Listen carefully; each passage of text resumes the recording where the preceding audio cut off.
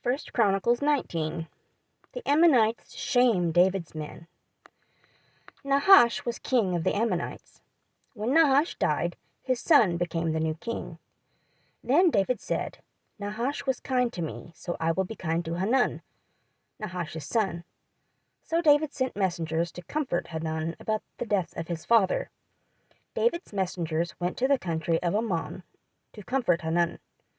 But the Ammonite leaders said to Hanun, Don't be fooled. David didn't really send these men to comfort you or to honor your dead father. No, David sent his servants to spy on you and your land. He really wants to destroy your country.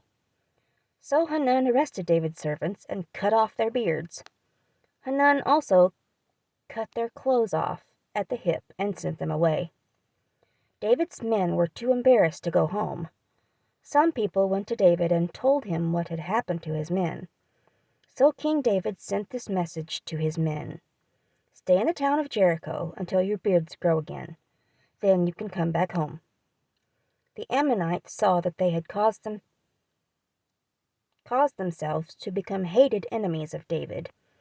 Then Hanun and the Ammonites used 75,000 pounds of silver to buy chariots and chariot drivers from Mesopotamia. They also got chariots and chariot drivers from the towns of Maacah and Zobah in Aram. The Ammonites bought 32,000 chariots. They also paid the king of Maacah and his army to come and help them. The king of Maacah and his people came and set up a camp near the town of Medeba. The Ammonites themselves came out of their towns and got ready for battle.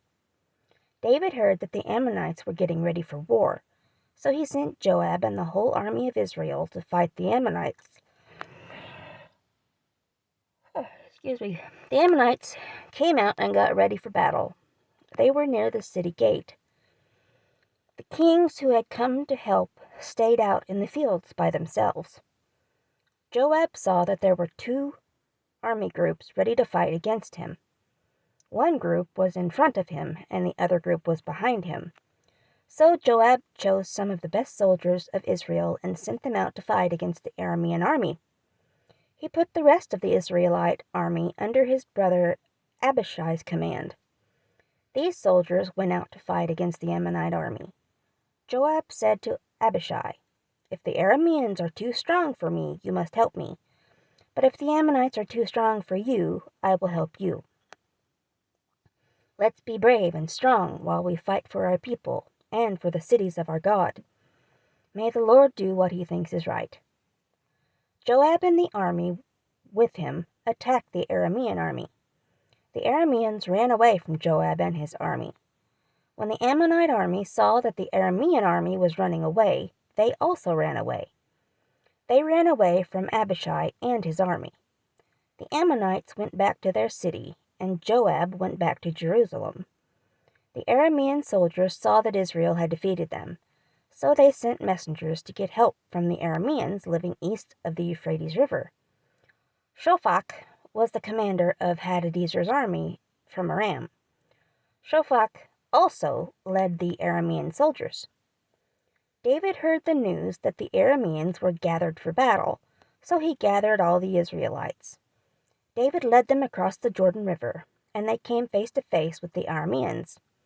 David got his army ready for battle, and they attacked the Arameans. The Arameans ran away from the Israelites. David and his army killed 7,000 Aramean chariot drivers and 40,000 Aramean soldiers. David and his army also killed Shophak, the commander of the Aramean army. When Hadadezer's officers said that Israel had defeated them, they made peace with David. They became his servants. So the Arameans refused to help the Ammonites again.